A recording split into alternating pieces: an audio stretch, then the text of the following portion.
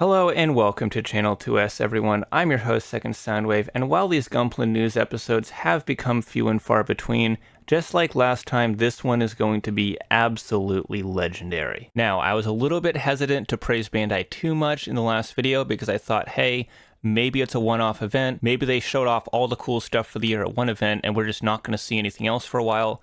But it's only been, what, 1-2 months since then? And we've got another amazing hobby event. They brought their A game to Shizuoka Hobby Show and showed us some really, really cool kits. And now I feel like I can confidently say that Bandai is finally back. So let's come right out the gate swinging with a really cool and really creative new release for the 45th anniversary of Gundam. This is the RX782 Revival version. Now, Revival, not Revive, because this is a little bit different. It's not actually a high grade. Instead, what they're doing is they're taking the original, the very first ever RX-78 model from 1980, and they've completely remade it.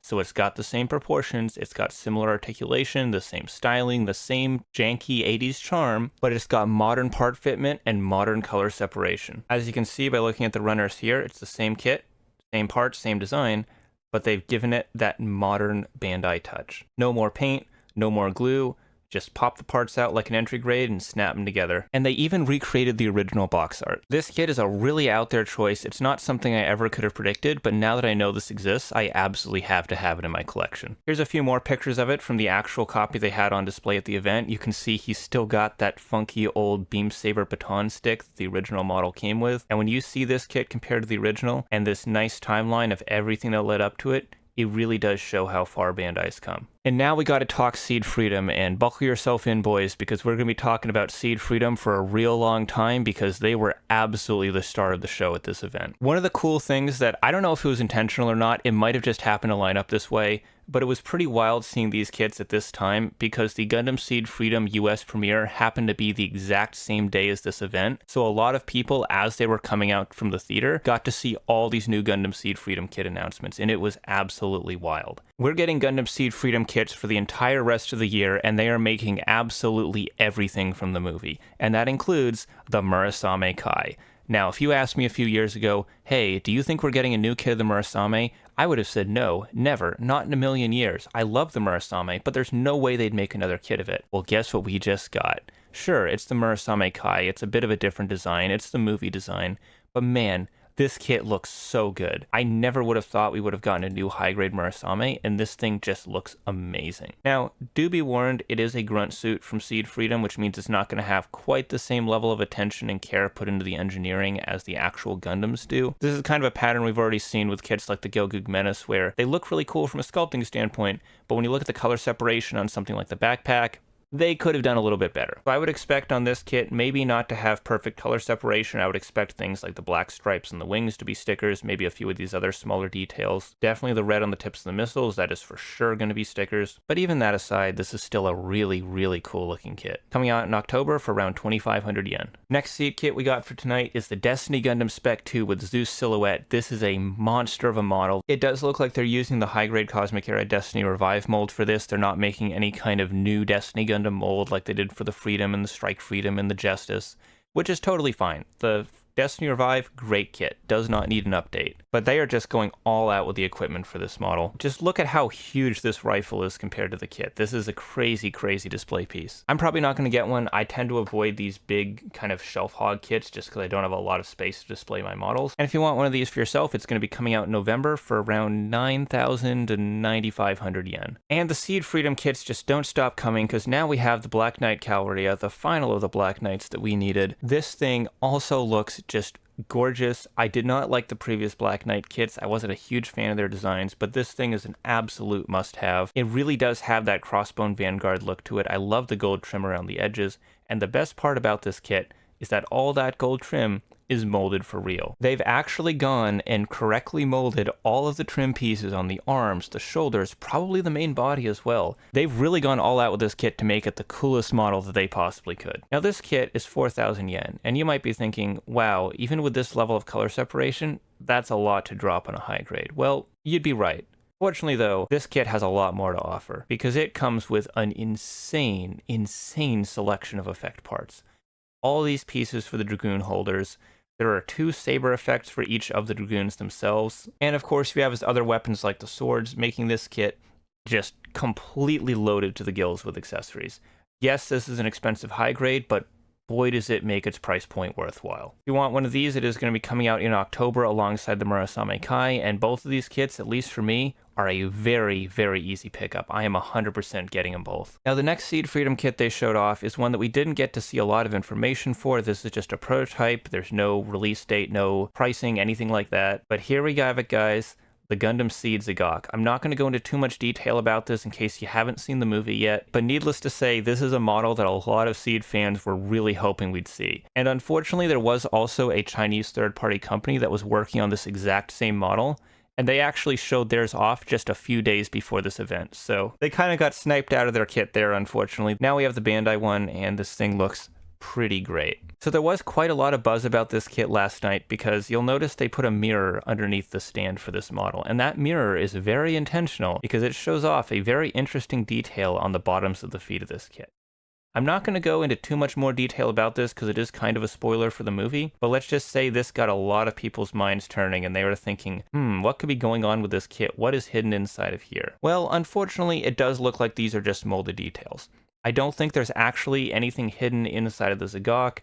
I think they just put a little bit of extra attention to detail in the feet, and that's as far as this is going to go. With that said, though, it's still a pretty great kit. I'm kind of interested in picking one of these up, but I would want to see some actual in-color shots first. Now, this next kit is a premium Bandai release. It's just Hilda's Gion Storm. It's a pretty minor color variant, completely understandable that this thing's premium Bandai. I definitely think Bandai made the right call here. It's cool that it exists, but with the regular Gion Storm at retail, this isn't something that a lot of people really needed. I'll tell you what we did need, though. Real great Akatsuki. Now, I am a big fan of the Akatsuki, so I actually had my eyes on the Dragon Momoko, or the new company that's probably Dragon Momoko but not calling themselves Dragon Momoko anymore. I had my eye on their Master Grade Akatsuki because I love the Akatsuki and I really wanted to have a modern kit of it in my collection. However, I am a 1/144th guy at heart, so when I see a real grade Akatsuki, I am taking that thing over the Master Grade any day of the week. And this thing just looks incredible. I am more a fan of the Hyakushiki 2.0 style gold, where they go for more of the matte finish, but even with the bright chrome gold, this kit still looks really nice. Obviously, everything's going to be undergated, the armor's all brand new molding, so that's not going to be an issue. Now, as for the inner frame, this model is based off of the Strike Gundam in-universe, so there was a little bit of discussion as to whether or not they'll be using the Strike Gundam's inner frame for this kit, since Bandai has been trying to avoid the pre-assembled B-frames on recent real grades, and the Strike is a very old model. And the answer to that situation is a little complicated.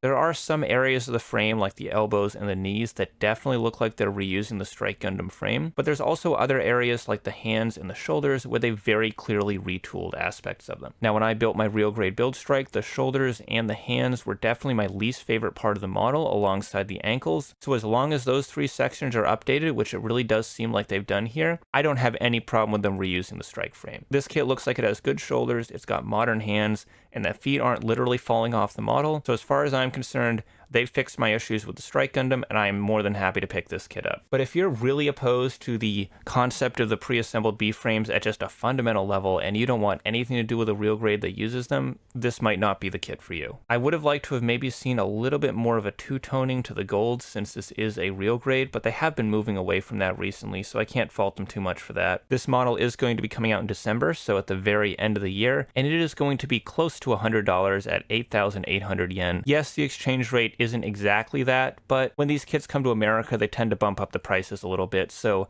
I would expect to pay around $100 for this model, maybe a little bit less, maybe a 90, 95. Fortunately though, with this kit coming out in December, you're gonna have plenty of time to save up for it. Unless you're also buying the Destiny Gundam with the Zeus pack that comes out only a month earlier, in which case, RIP your wallet. You're gonna have a hard time. So now let's talk about the real grade RX782 2.0. They did actually show off a new promo video for this kit that goes into a lot of detail about all the new features and functionality of it. I'm not going to go over that in this video. You can find it on Gundam Info's channel pretty easily. However, one new aspect of this kit that was announced at the convention is an upgrade set. So they're doing an optional weapons pack for this kit with the usual weapons that you would expect to see in an RX-78 option pack. Beam Javelin, Gundam Hammer, Secondary Bazooka, and the Napalm Launcher. In addition to those standard accessories, they are also giving you a beam saber with a curved effect for some more dynamic posing, and overall, I'd say this is a very expected thing to see.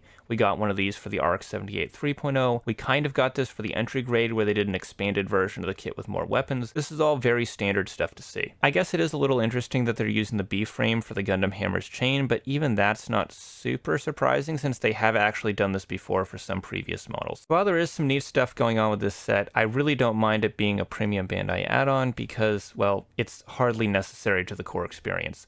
I'm definitely going to be picking up a real grade RX-78 2.0 of my own, but I have no real desire to go for the weapons pack. So we did also get to see our next MGSD, and that was the Wing Zero Custom. We also got to see it in person at the actual event, and it looks fine. I'm not a huge Wing Zero Custom fan, but I have been liking these MGSD kits. The amount of detail they pack into these is absolutely insane, and the Wing Zero Custom is no different. As you can see, this is one of those models where the inner frame looks so good, you can pretty much display the kit like this on its own. Tons of detail, tons of things to look at and enjoy and admire as you're building the model. Even if you're not a fan of SDs, you really should pick up at least one MGSD just for the experience of building it. With that said though, unfortunately, this is the only master grade model we saw at the event.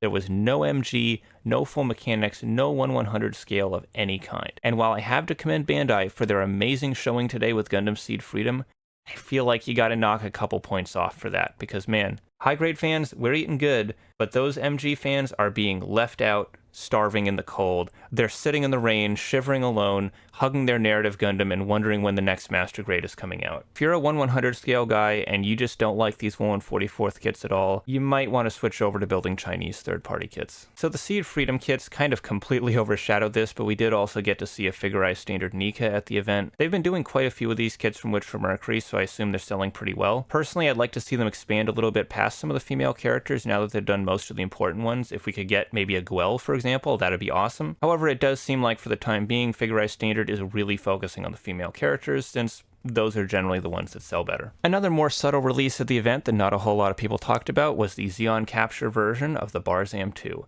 This is another Advance of Zeta kit. We have many kits in that line now. It's practically becoming its own model line at this point. And the Barzam 2 is looking pretty cool. I'm a big fan of the standard Barzam. I don't love what the Advance of Zeta designs do to it, but it's still a pretty nice looking kit. And then in other underwhelming exclusive news, we have the Axis Shock GM3. This was the last of the kits that we needed to complete the Axis Shock set. Now we have every mobile suit that was present at that particular event. And while none of these kits are particularly impressive in their own right, I suppose they do make a pretty cool display once you get all of them together. Just like the previous Gyrodoga and Jigen, this one is going to be a Gundam-based Side F exclusive. And finally, while everything else we looked at today was brand new, I wanted to circle back and look at something that we saw announced at the previous event, and that is the high-grade Bolinoic Saman. Now this kit, the Psycho Mark II, and the Puru figurized were all shown at the event. However, the Psycho and the Puru kit did not have any new information that we hadn't already seen. It was the same prototypes we saw at the last event, no new info, no release info, nothing like that. However, we did get to see a price and release date for the Bolinoic Saman. So if November comes around and the Destiny Gundam hasn't already completely massacred your wallet, you can go ahead and grab yourself a Bolinoic Saman for 3,500 yen. So overall, we had an amazing showing at the Shizuoka Hobby Show. Bandai Namco really brought their A game. Seeing this event back to back with the last one we had really does make it seem like Bandai's finally back. We're finally getting good blood Gunpla again.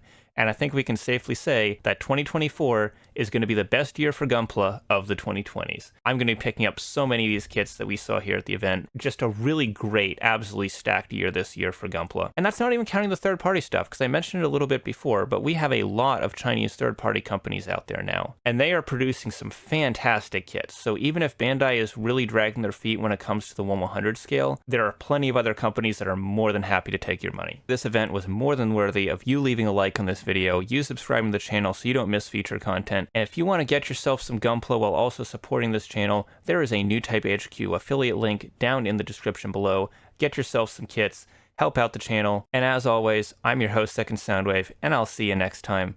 Take care, guys.